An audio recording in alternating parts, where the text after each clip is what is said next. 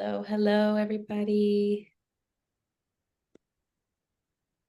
Hello. Good afternoon. Good morning, wherever you are. Good day to you.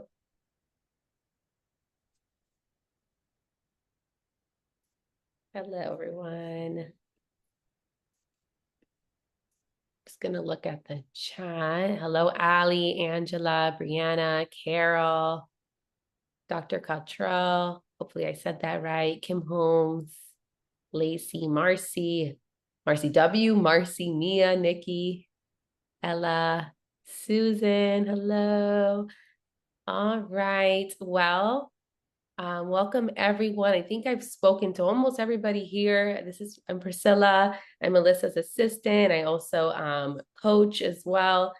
And Melissa is out today. It's actually her child's prom today, so really exciting time for Melissa. But we have a wonderful guest we brought to you today, and I know we made a lot of announcements, so hopefully you've been getting those reminder emails. We have Denise Campbell with us today, and she has a wonderful presentation for you all today. If you need anything, feel free to write in the chat. Flora and I are here, so we'll handle any questions you have, especially if it's related to the programs. It maybe would be helpful if you want, if it's something specifically for what Denise is talking about, you can kind of write Denise before and then write your questions, so it's easier for her when she does go in the chat to look at what the questions are. Otherwise, just write it to whatever you want in the comments, and Flora and I will get to you. And anything that doesn't get answered, remember, you always have info@melissaneal.com, and we're here for you. All right. So without further ado, I'm going to give the floor over to Denise. Okay. Thank you, Priscilla. Trying to share my screen at the moment. 1 minute. There we go. I hope everybody can see that. Okay. So, ladies, thank you for accepting me. I've got to also thank Melissa for inviting me, because I was supposed to come last month and I was ill, but I do get a lot of illnesses. So I'm got a bit of a cough at the moment. So that's one thing. And then this is my very, very first presentation. So ladies, bear with me. Okay, thank you. All right, so we're going to talk about strength in your 40s, looking at weightlifting, and maybe going into competition. Yeah, so embracing weightlifting for health and competition. So just a little bit about me. So this was me 2 years ago.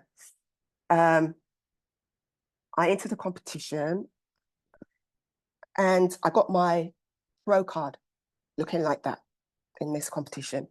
So my background is I'm a PT, but I specialize in menopausal women, and what women are going through. So the weight gain, the belly gain, the night sweats, the switching in hormones, all that kind of stuff.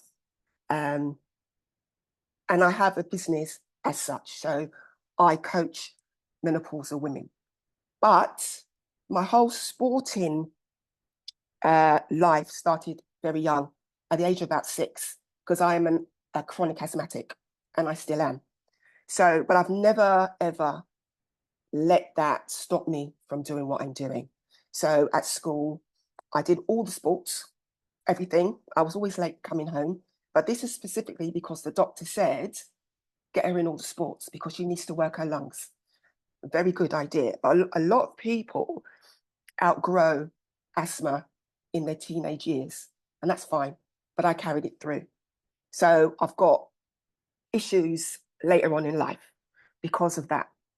I'm 57. I think I'm the same age as Melissa. And I met Melissa about 3 or 4 years ago at a posing competition or posing class. And then we just became friends from there. So I'm going to give you a little overview of the presentation today. So I'm going to talk about the benefits of exercise and weightlifting for mature women, for women over 40, women over 50, even women over 60. How to get started weightlifting if you've never weightlifted for competition before. I know a lot of ladies weightlift, but it's from a program and it's not that intense. So to go into competition, you have to look at intensity. So we're going to speak about that.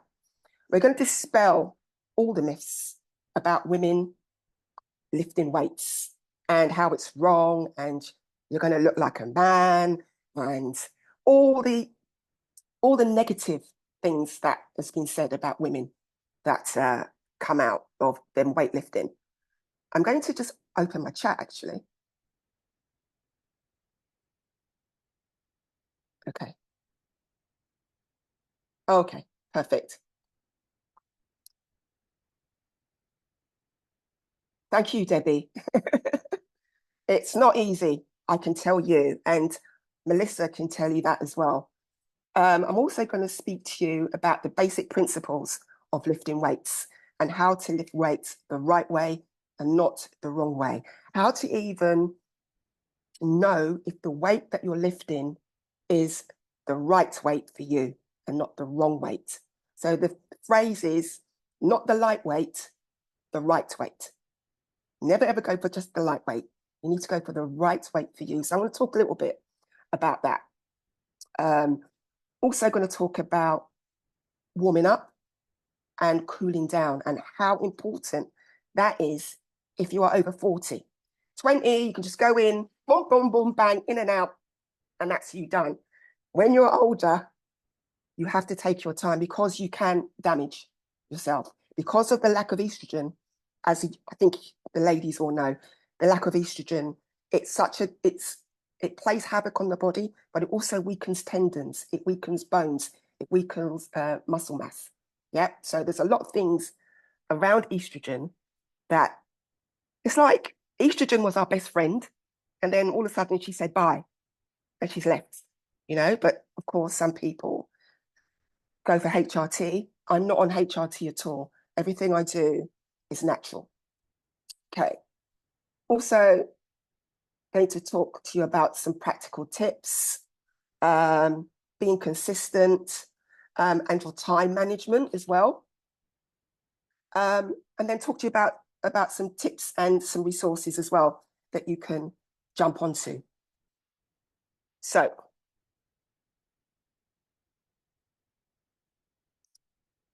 before we do this,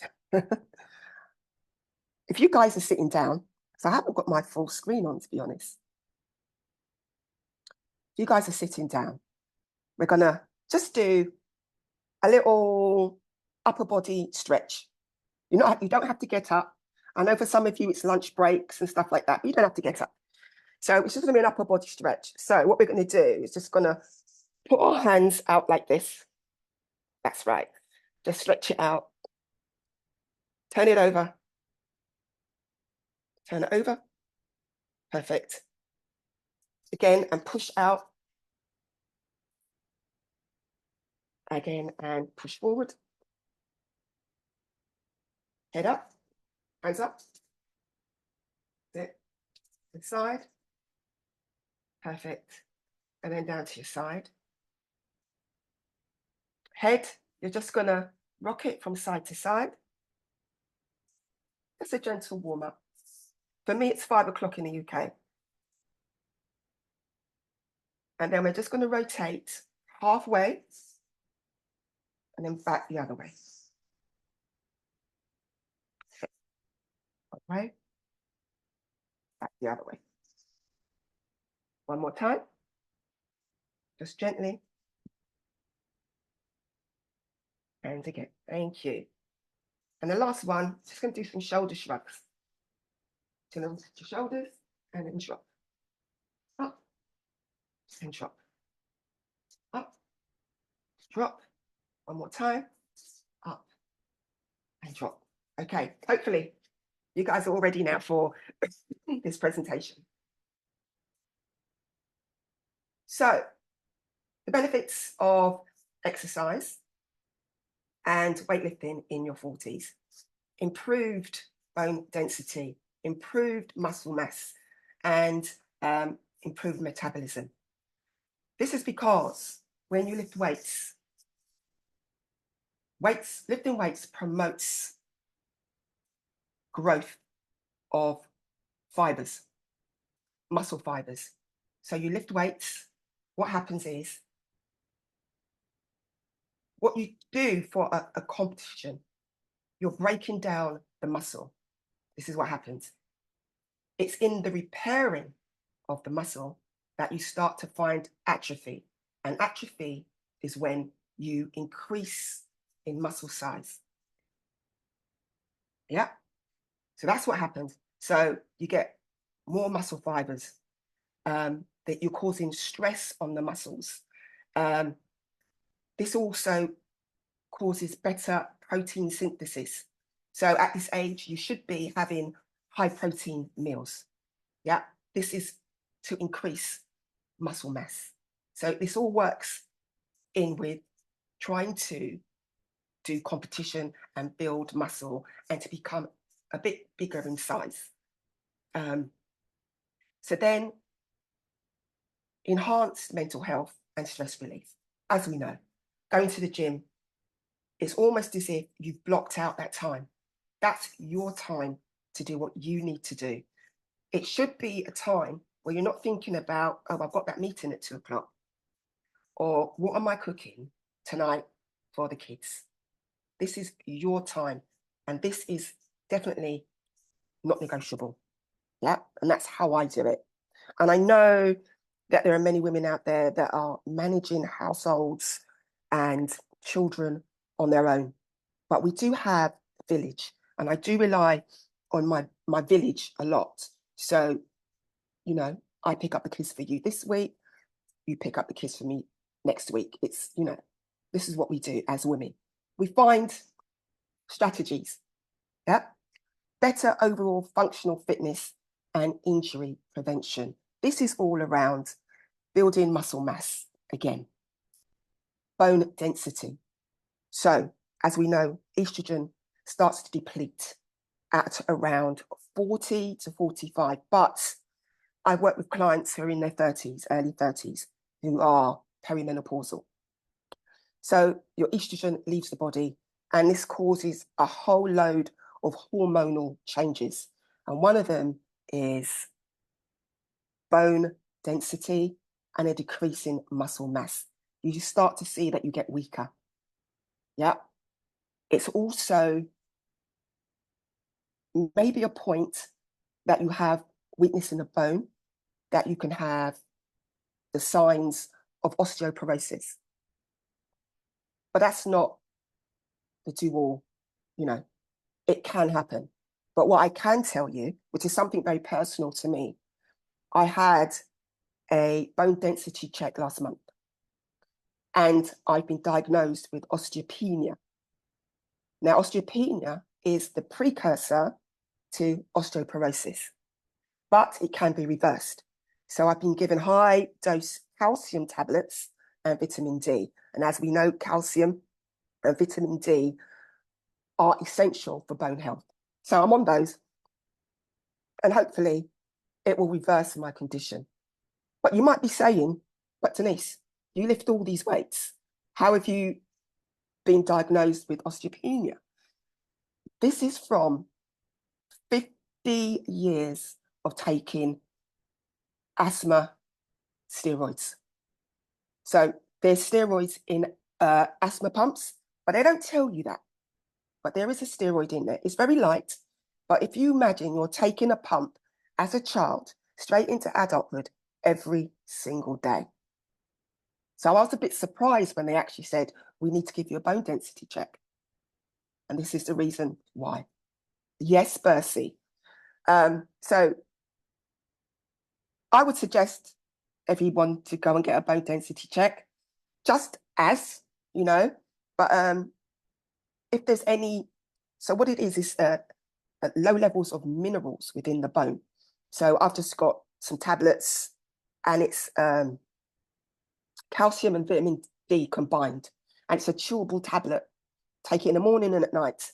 And I must admit, because what was happening with me, I was training, going to the gym, and I was saying to my coach, I think I need to step back a bit because I'm finding what I was lifting I can't do it anymore. And it was my coach that said, I think you might need to get maybe your testosterone checked, your estrogen levels checked. But before I actually did it, I actually got a letter from the hospital to say, we're calling you in for a bone density check. So that's something to do. You know, you never know what you might find, but it's something to check out. So yeah, better overall function, fitness, and of course, lifting weights. You're strengthening the body. These, you know, little old ladies that walk and they've got bent backs and stuff. It's, you know, it's bone health issues. So you should focus on bone health, muscle health. But women, I would say, because of what I'm experiencing at the moment, I would say bone health, to be honest.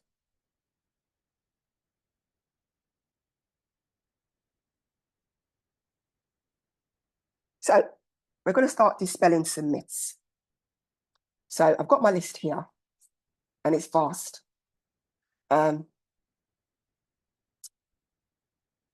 Weightlifting makes women bulky. Can I ask a question, ladies? Do any of you think that weightlifting makes you bulky? Could you put it in the chat? I can see you, Renia.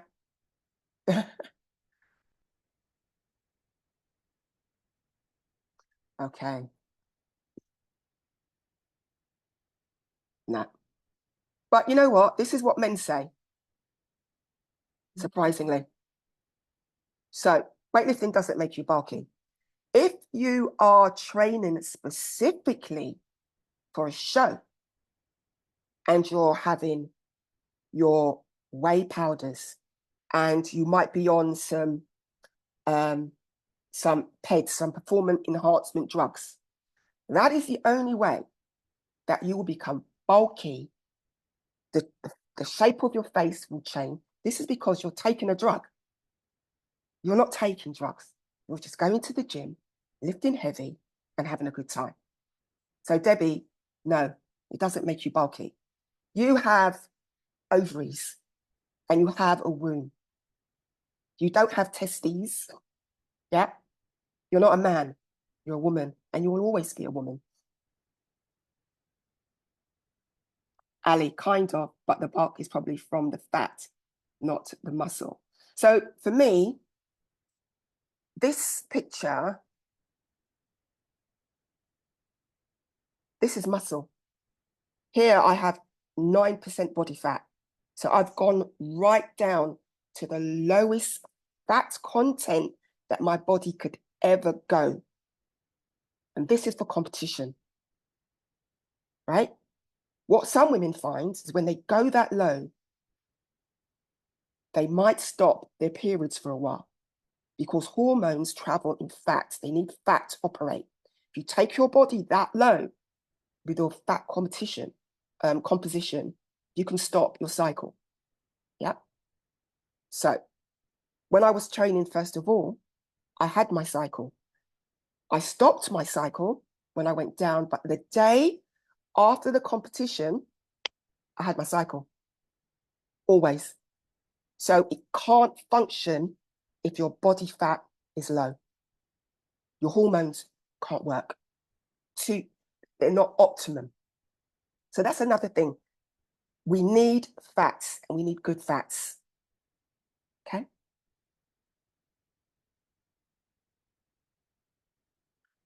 Another myth.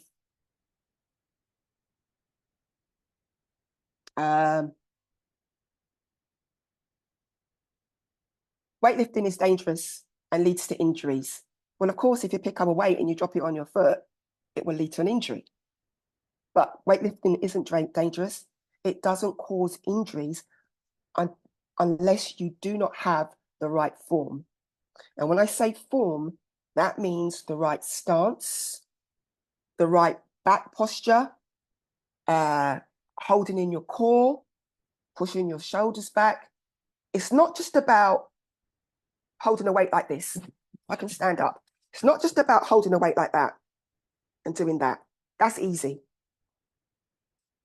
You get the picture. That's easy. If you picked up a weight say my water bottle. What you need to do, if you look at my arm, I'm now going to, right, so hold on. This is just me doing it, just holding the weight. To get that intensity, you now need to flex your muscle. You now to engage your muscle. It's a totally different exercise. That is muscle. Yeah. So you can go in there and do that. But to be honest, you're wasting your time. You need to engage your muscle like that and get the muscle working. So that's another thing. Proper form is essential. Cardio is better for weight loss. Well, if you're 20, 25, yeah, I would say I would go for cardio. But once you hit over 40, it's a totally different ball game.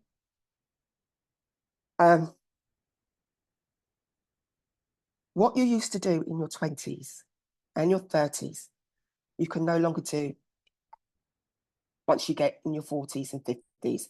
It's a totally different way of training. And this is all because of the absence or the low levels of estrogen. Grisella says she can't hear me. Priscilla? No, we can hear you. I'll message you, Isela. Oh, okay. Okay, but don't worry, we can hear you. So a lot of people think that cardio is the only way to lose weight. While cardio can help you lose calories, weightlifting is also highly effective for weight loss because it increases muscle mass, boosts metabolism, and helps the body burn more calories at rest. So you go to the gym and you do an hour worth of cardio. When you leave the gym, your body will be burning for a maximum of 2 to 3 hours. Yep. When you lift weights, it's a whole different level of exercise. What it engages, it increases your metabolism. You're putting on muscle over time. In order to maintain muscle, it needs energy to maintain muscle. So when you go to the gym and you lift weights, your body burns 24 hours a day. Your body's burning while you're not even in the gym. Yeah.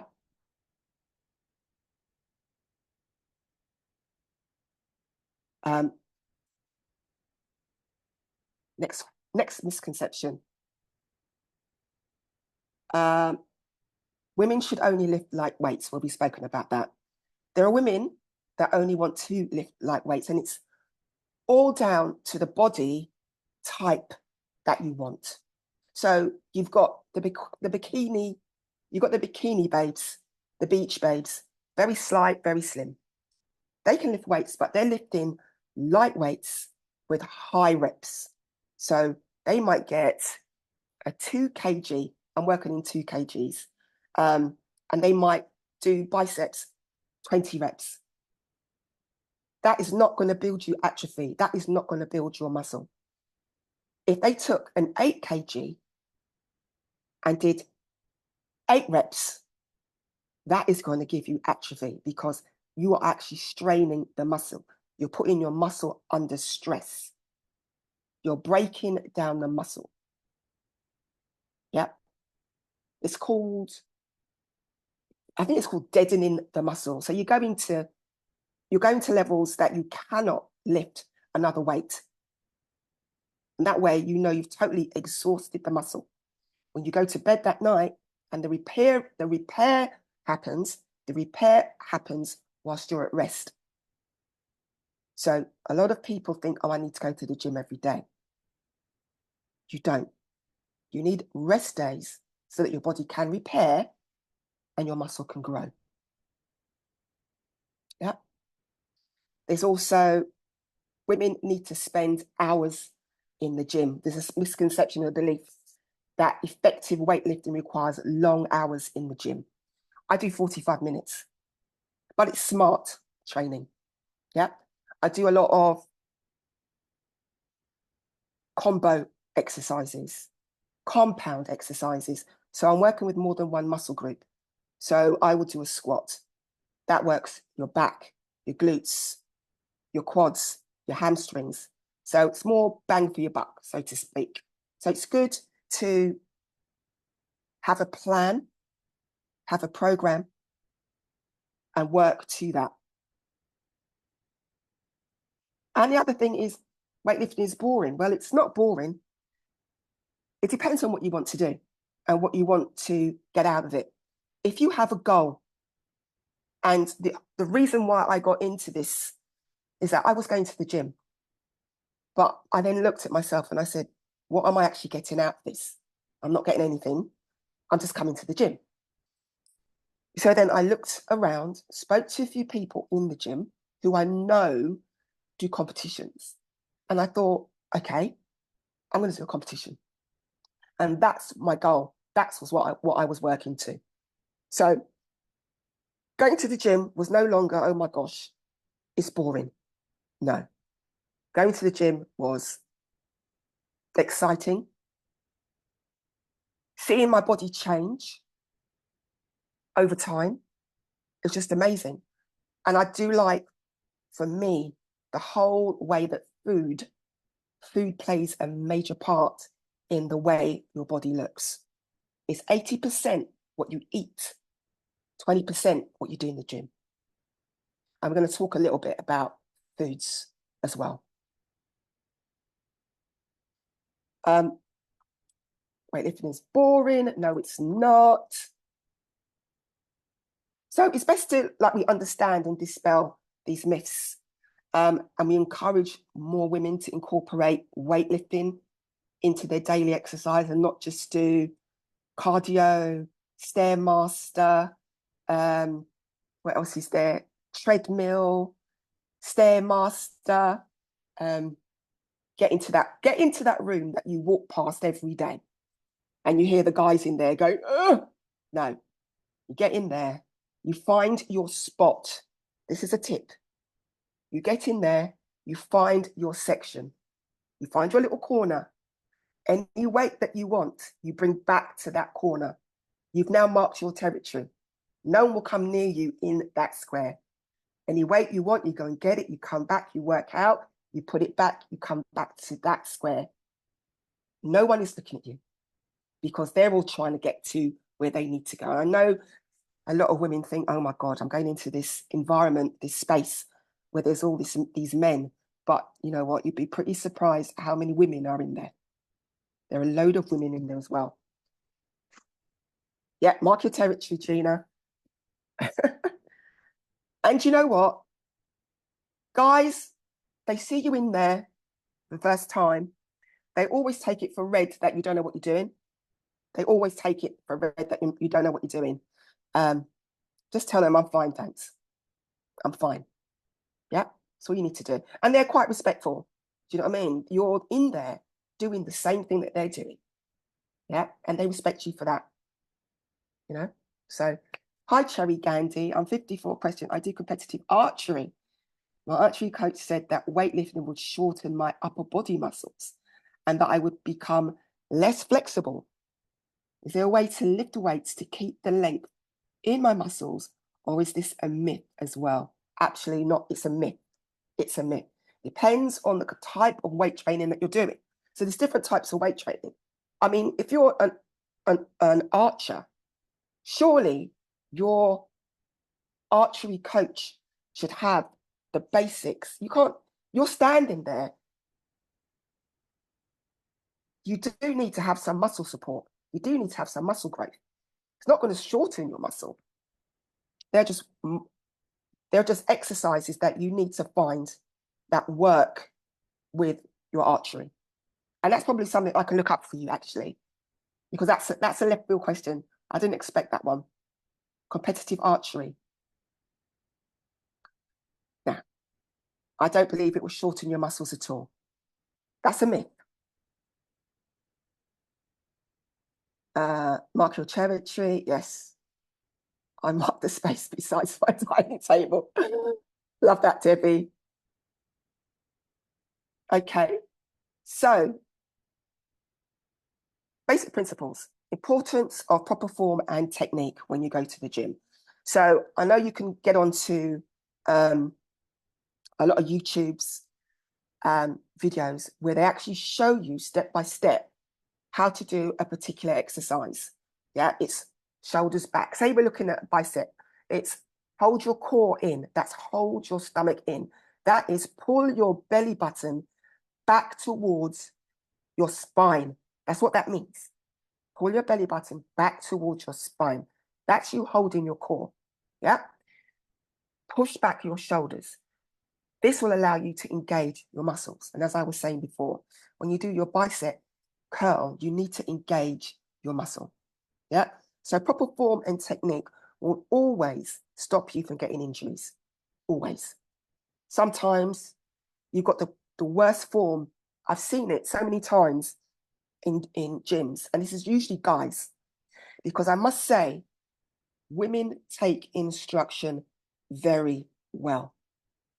Men think they know it. And I've seen so many things in the gym that I've just stayed away from because I offer advice and they don't want to hear it. 5 minutes later, they've had an accident. But I leave it. It's fine. So doing a squat incorrectly, yeah, you can pull a disc. And I've seen it. A guy has done a squat. He's come up. So he's obviously not hold his core. He wasn't wearing a training belt. He wasn't wearing a training belt. He was doing quite heavy weights, and he was in his reps. I think he must have been on the 4th or 5th rep. He dropped it, and all I heard was him scream out. Tingling down his left arm, I went over to him, and I said to him that you need to go to A&E. You need to go an accident and emergency right now because you could have possibly slipped a disc or your disc is protruding, yeah, on your spine or something. Saw him a couple of weeks later, his disc has slipped. That's from doing a squat incorrectly. So you really need to have correct forms. Gisela, I would love to do professional competition, but it's 49 too old. Gisela, I am. Shall I show you this picture again, Gisela? I'm 57, right? 59 is not too old. There are categories called masters. So you've got your 20-somethings, your 30-somethings, and then you've got the masters categories. You've got your masters over 40, your masters over 50. Those are your masters categories, okay? So you can compete.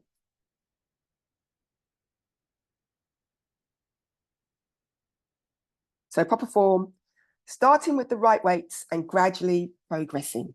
So this is called progressive overload, when you gradually progress. So you go into the gym and you check your weight. So this is how you're going to check if you are lifting the right weight. You're going to go over to the weight rack and get 2 dumbbells. And for argument's sake, get 4 kg. Or I think probably, would it be 4 pounds? I'm not sure of the switch. But you take 4 weights. You take 2 weights, 4 kg. And you do 10 reps with your muscles engaged, back straight, core in. If you do those 10 reps, easy, you haven't even broken a sweat. Thank you, Gina. You haven't even broken a sweat doing those 10 reps. If you could think that you can do another 3 reps easily, 4 kg is not your right weight. You then need to jump up a weight. It could either be 5 kg or 6 kg. And you do that continuously until that first set. So you're going to do 3 sets. That first set is somewhat easy. That second set is slightly challenging. The third set, by the 8th and 9th rep, you're going, right? You're struggling. That's how you know you've got the right weight for you.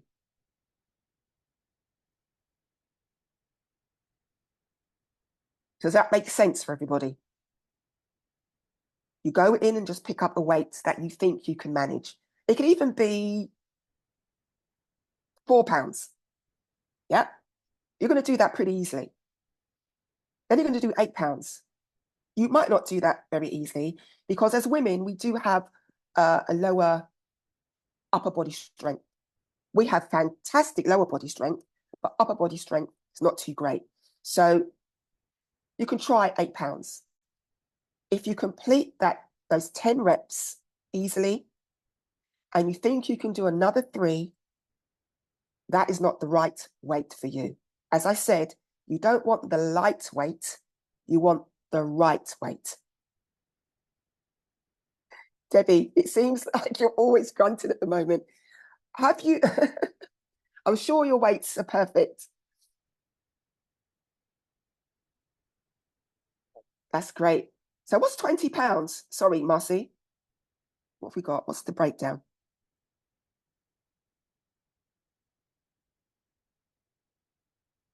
Okay. So about 8 kg for me. 5 kg, 10 pounds. That's great. That's good. Keep doing that. And so what the rule of thumb is, once you've got the right weight, you don't want your muscles to get complacent because they do. They're like, oh, you're doing this one again. Oh, you're doing this one again. It becomes easy. You never want your muscles to find your workout easy. You need to push it. So this is what we call progressive overload. Progressive overload is, say you do 4 pounds this week for the amount of times that you go to the gym. Maybe you go to the gym 4 times a week. You will keep on those 4 pounds. Next week, you're going to increase it. So you're going to shock your muscle. You're going to increase it to maybe 5 pounds or 6 pounds. Yeah, you can do that.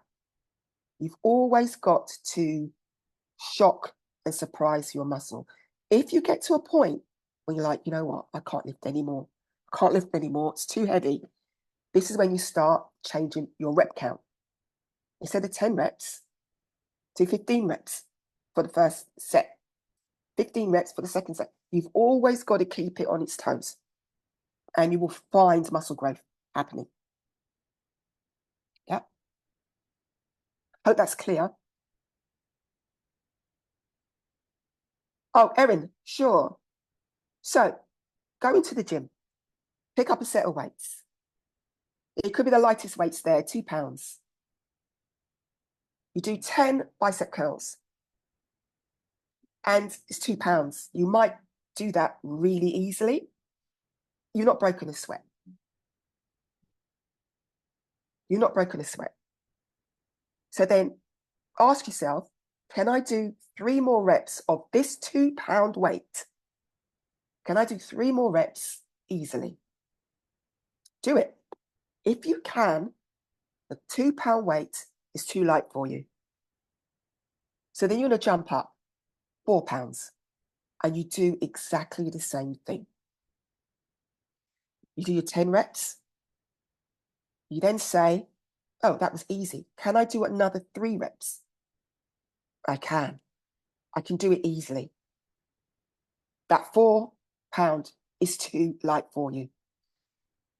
Then you can jump up to 6 pounds. And you do the same thing until that the first set of 10 is nice. Yeah? You're feeling it. The second set is a slight challenge there. But the third set, on about rep 8 or 9, you're struggling. That is the right weight for you.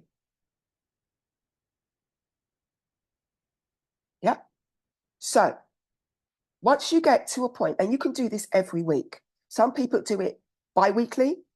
Some people do it every week.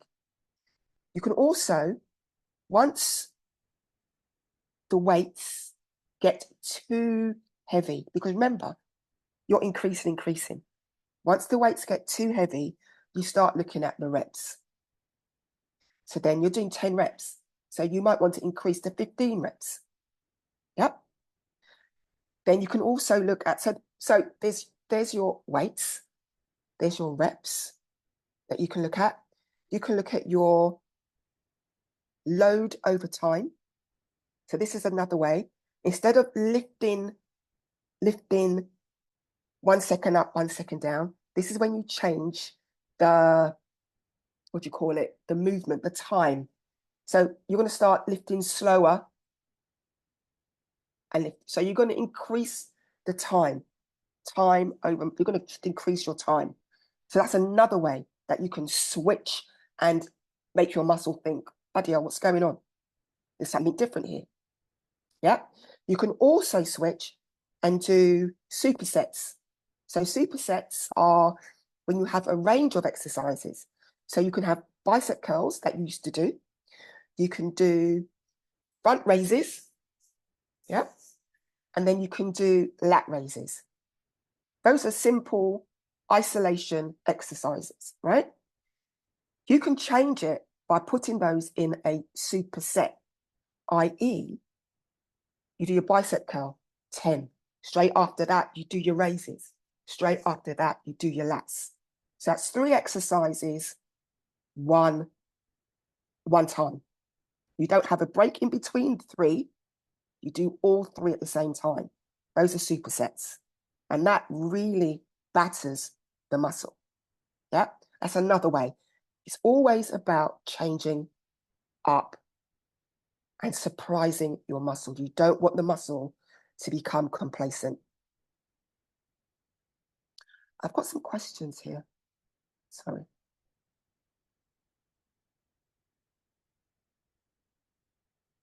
Please describe again. Okay, I think I just did that for Erin. For Ella, should we change reps or weight amount weekly? Start with your weight. Then once the weights get too much, yeah, then you start with your reps.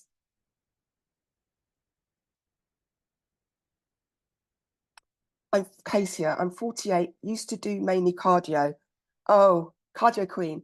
Now starting the journey of weightlifting. How often should I take a rest day? Speaking to different trainers, I get different answers. Well, because I'm going to competition, I have a rest day 2 days a week. But what I would do, I would train Monday, rest Tuesday, train Wednesday, rest Thursday, train Friday, rest Saturday. So I would do day in, day off, day in, day off. This is if you're just starting. Ease into it. Ease into it. It also depends on how often you're going to the gym. So if you're just going 3 days a week, you would have the other days that you're not training, right? So those would be your rest days. But you could have rest days, but you could also have functional rest days where you're at home and you're just doing a bit of yoga, you're going for walks, but that's still training. Yoga, weighted walks, that sort of stuff. But yeah, I would say do a day training, day off, day on, day off, and see how you get on. You don't want to jump in there too quickly if you're just starting on your weightlifting journey. Alonda, I thought when you increase the weight, you reduce the reps when lifting heavy. Not particularly, it depends on what you want to achieve, Alonda. So I increase my weights, but sometimes my reps increase. And this is because I really want to kill, excuse me, I really want to kill my muscle. I want to go to a point where they're dead and I literally can't walk out the gym. I'm stumbling. That's what I need to achieve. You don't need to achieve that. Yeah. So if you want to increase the weight, you can decrease the reps. Again, it depends on what you want to achieve. Yeah. Erin, so when fatigue starts at 2nd rep and you struggle at 3rd rep, so right, so the weight is too heavy when that happens, Erin. Yeah, you can. Okay, I'm sorry. That was poorly worded. Sorry about that. Is the Okay. next question. Oh, deloading. So yeah, so deloading is when I deload quite often because sometimes I'm like, oh, these weights, they're getting too heavy. So you deload, so you step back on your weights. Sometimes you don't go to the gym, you might have a rest day. Yeah. You reduce your load. It causes less stress on the muscle. Yeah. It allows you to rest. But once you deload sufficiently, you will find when you go back to the gym, you're lifting heavier. Just the way that it works. Yeah. A deload. Everybody, when they do a competition, after the competition, they deload. And this is just to get back to training normally, because when you're training for a competition, you're not training normally. You do have something called peak week. Peak week on a competition is the week before you do your competition. This is when your calories are at its lowest. My lowest calories has been 1,800, not that. And my highest is 2,300. And this, again, is to the individual person. If my calories go more than 2,300, I'll start getting a belly, and I don't want a belly. But I know people that have calories 3,000 plus, and their body's tight, stomach is flat. I can't do that. So again, it's individual, and this is about playing around with foods. Okay. Supersets. Find that I can lift different weights for different exercises. Yep. I can lift 75 kg for lateral arm raises, but I can only lift. That's right. Same here. So I have all my weights. I'm a weight hoarder, I'm afraid. I get my spot in the gym and people have to come and ask me for the weights. So I hoard because I'm using different weights for different things. So that's fine. Don't worry about that. That's normal.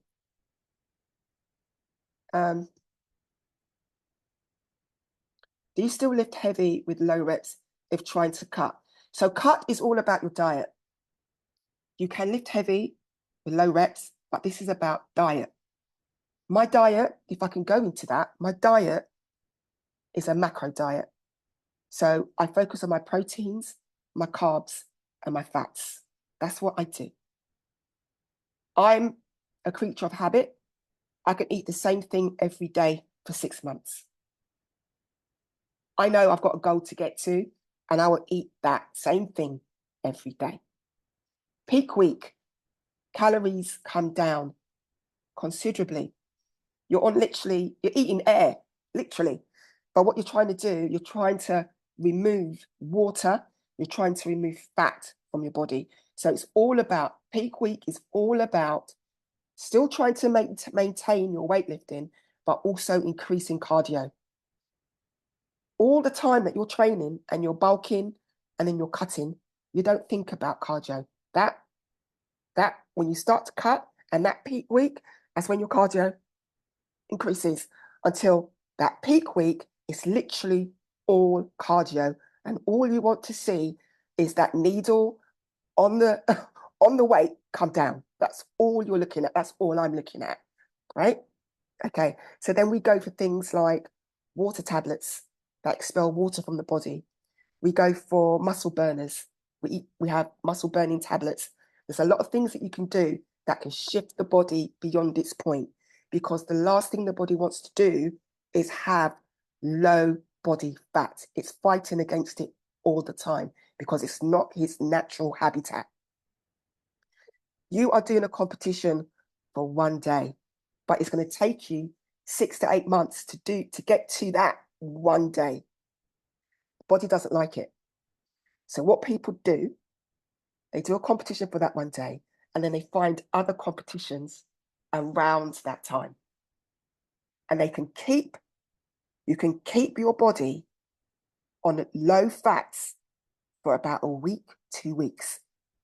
And you'll find that your body gets in better condition as the weeks go on. And that last show is when your body is in peak condition. But as soon as that competition is finished, me personally, I'm sorry, but I order in cupcakes. Reese's Pieces is the favorite, and a bargain bucket. And it's terrible because And that is the only time that I'll have that. The day of that last competition, you'll see in the theatres where the competitions are held, all the girls, you're seeing couriers coming with cakes and food. It's because your body has been starved of tasty food for such a long time. We move on. Current routines and challenges being faced. So for me, my current challenge that I'm facing at the moment is that I'm going through this osteopenia. So I've got my tablets, I'm taking this, but I've got to lift heavy.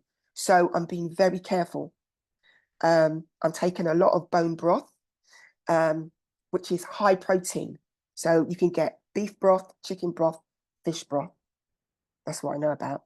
And I'm having this every day to help to build up my muscles. Training programs. A typical training cycle, building strength and endurance. Let me see if I can find mine for you, ladies.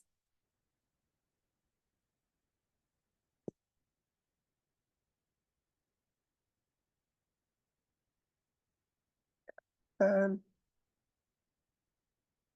sure if I can get it.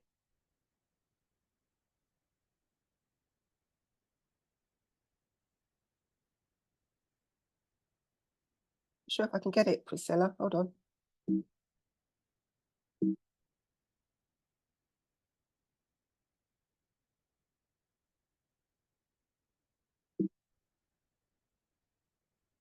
Oh, here we go. Okay. Can you ladies see this? Yes, we see it. Okay, perfect. So this is my training program. I have a coach, and coaches have coaches, because we can't do this on our own. Sometimes the motivation goes and you do need someone there to push you on. So I have a coach, and Melissa knows her. This is Tracy, IFBB coach. So she provides my meals, so I don't have to think about what I'm eating. Yeah, this is what a coach will do for you. And then she provides my program. This is a normal program that I have. So day 1, walking lunges, 16 steps. Hip thrust heavy. When she says heavy, Tracy means that you need to struggle to do that. Remember, I'm trying to build atrophy. Yeah. Then we come down to medium, and then we do lights for 20. Yeah. Leg press, heavy. Look, go very heavy. Right. So this is not my thoughts of heavy. This is Tracy's thoughts of heavy. So what I then do, I get a PT that I know in the gym, I know very well. He takes me through my leg sessions, because the heaviness, he's not taking into account me saying, no, I can't do it. He's telling me that you can do it and you will do it. So I need that extra push. Got some straight leg deadlifts, quad extensions, lying leg curls. Day 2. Yeah. Machine shoulder press, lat pull downs. So this is a typical program for someone that's building. Yeah. I'm building here. See, I've got a rest day. There, which is my day 3. Day 5 is upper, supersets, mega set, which is 4 exercises. Deadlift, traditional back focused. Day 6, conditioning. So conditioning is my HIIT session. So it's high intensity training. So I do that one day, one morning a week. And this conditioning keeps your body tight. Yeah. It keeps that waistline snatched. It just does that extra bit of fine tuning on your body. So you will always need conditioning. Yeah. And that's day 6. So I don't do a day 7. So I have 2 rest days. Yeah. My diet. Oh, this is Tracy. And she's a wellness. She does wellness, but she's my coach. So this is my diet. Yeah, this is when I started with her. These were my statistics. These are totally changed now. Okay, so I have 2 options for breakfast. Very high protein based. Yeah. Pre-workout before I go to the gym. 200 white fish, so protein based again. White rice or potato. Yeah. Then I come back. 100 grams smoked salmon. Again, protein. I'm battering my body with protein. Yeah. Meal 4. I have a lot of meals a day. Meal 4, 125 grams chicken breast. Because my metabolism is so high, I need to eat frequently and constantly because I just get hungry. Yeah, the chicken breast, then veg. Cooked white oily fish and low carbs. So this oily fish, this is to give me my good fats. Yeah. And then 1 scoop of protein, casein. So casein is protein that is specially formulated to take at night. And 2 squares of dark chocolate, which is my treat. Okay. And this is my calorie intake for the days that I'm at the gym, 2,394. Okay. So this is the highest that I will be. But if I can keep my core flat, Tracy might increase this a little bit more and see how I go. But through experience, I usually can't take any more calories than that. And of course, every day, 4 liters of water. Water is ultimate. Oh, ladies, I've got 3 minutes left. Would you like me to go through some of your questions? Patience. Hi, Denise. I don't go to the gym, but I find I like walking more than weights. Yes. So, walk. That's great. Get a rucksack, put 1 litre bottle of water, 2 litre bottle of water, put that on your back and go walking. That's just as good as doing weights if you do not like going to the gym. What you need to do, you need to challenge your body. Yeah. If you can find a route that's hilly, that's got a lot of hills, even better. But just load up your rucksack and go for your walk. Yeah. Do 10,000 steps. If you're at training, how many times a week should you weightlift and do cardio to lose weight and gain muscle? Should I focus on losing weight first? Being told, no, you can do the same. Do it at the same time. Yeah. 3 times a week. So I would start minimum at 3. I get my clients to start, they do a minimum of 3 days a week. And then I look to see how they're getting on, and then it's increased. But it's also how many days a week that you can do. But to start off with, do 3 days lifting weights and maybe a day cardio, because your weightlifting, yeah, is allowing you to lose weight. Don't think that it isn't. You'll be losing weight with 24 hours a day. You burn when you use weights. Okay, Grisella. Renia, I'm currently in the 8-week transformation program. Sometimes it feels scary. My muscles are still sore from the workout from the week before, but I do it anyway. Advice. Renia, that means it's working. That means it's working. Yeah. And yeah, Alonda, you can take BCAs. What I would advise you to take as well is omega-369. So that's the fish oils. So omega-3, that's the fish oil. Omega-6, that's the flaxseed oil. And the omega-9 is olive oil and avocado. But you can get it together as one oil tablet called omega-369. That's like oiling your joints. Works very well.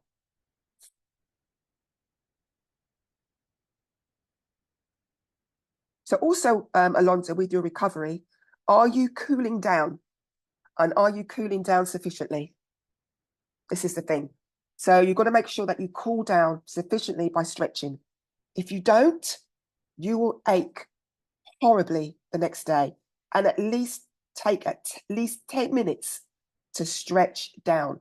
This is not dynamic stretching when you're trying to increase your temperature levels, you know, running around and jumping and going on the running machine.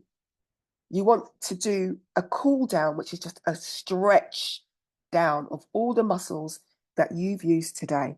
It's a nice, gentle stretch down. If you don't do that, you will hurt. Yes, BC double A's. Thanks so much for doing this talk. Just curious, what are your protein, fat, carb macros?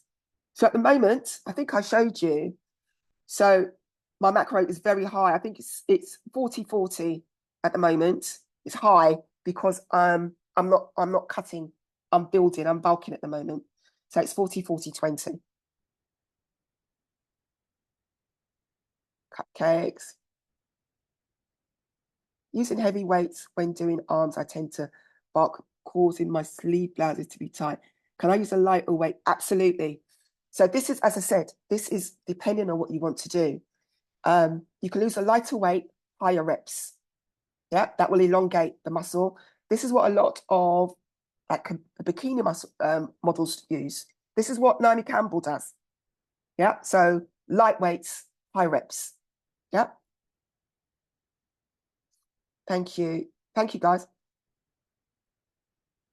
I will do, Ali. Yeah. For squats, is it true that my knees should go over my toes? To be honest, with squats, everybody is different. What I can do, my ROM or my range of motion can be different to your range of motion, right? So you do what's comfortable for you. What I do know is that your knees need to move out. Yeah, not fall in, but they need to move out. And what you can do, you can put a band around your knees. And when you're going down, you can push out on the band. Yeah.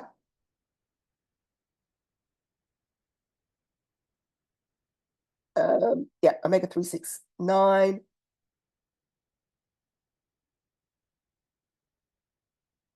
Oh, I can give you a good brand.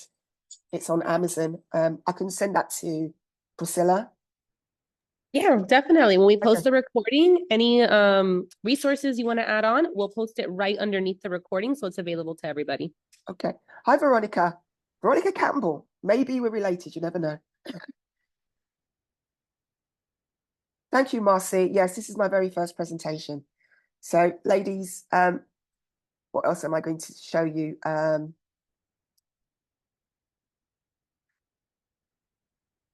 did a...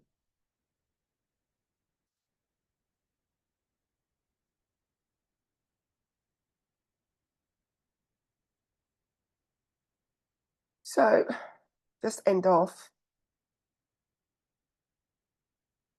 So I just showed you my training program, basic dietary guidelines for strength training. It's just high protein. I usually start my beginners off on, it's usually 35% protein, and they're slightly higher on the carbs and reduce the fats. And I provide their meal plans as well. So, and then we just tweak it. Everybody's different, as I say. Supplements, omega 369, drink loads of water. Water is the key. Water, if you don't do anything at all with your diet, do the water, if that's something that you can do. And stay motivated and setting realistic goals. Absolutely. Try out for something. Say that, look for something to do, something to get into, and just get involved. And that's what I did. I thought, I'm going to the gym. What am I actually going to the gym for? I need something to reach for. And that's what I did. So I entered a competition. When I was running, because I used to run before, I did the Jamaica Marathon. So I was running in Jamaica in December. Every December, for a marathon because I decided I wanted to run. So I always have a goal. So it just pushes me on. Overcoming self-doubt and embracing the competitive spirit. Listen, just my advice is just do it. Just do it. There's nothing to lose. Absolutely. When you get into a strength training gym, you'll be surprised at the amount of women that are in there.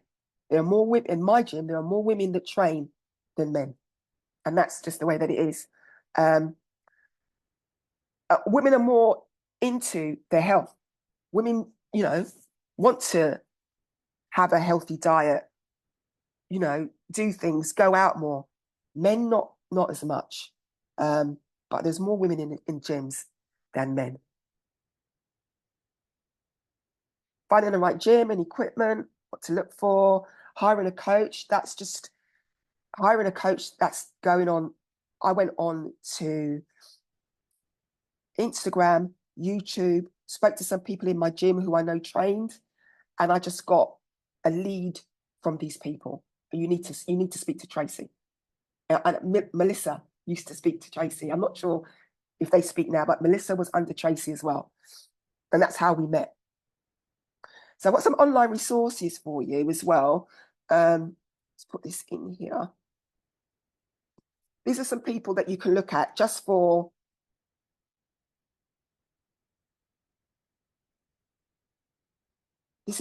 this is my go-to person who I look at on Insta. So vitamin C, she's the 7-time champion for fitness. She's a 7-time champion, this woman. So her name's Vitamin C. If you take a look at her, then there's Shelley Fit, IFBB Pro. And then there's Coach Tracy, who I've been shouting about.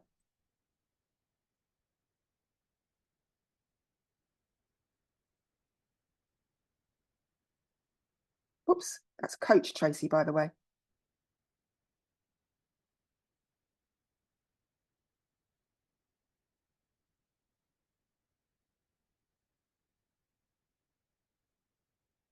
A couple of shows in the UK.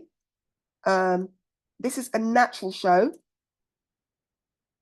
It's BNBF_official. And this is a natural show. No one is on any ped in this show, okay? This is so natural, this show, is that you have a lie detector test before they've actually accept you on the program. So if you apply to go to perform, they set you up for a lie detector test. And then there's this one is another one, Pure Elite. Denise, just so you know, we're still looking at part 4 on your presentation. I'm not sure if you were wanting to show us something else. No, it was just that. It's just about me. Pure Elite. Official. This is another show, Pure Elite. But this is not a natural show. So if you wanted to go into this show, you'd be up against women that are on, if anything, HRT, because it is a hormone replacement, or some sort of PED, some performance enhancing drug.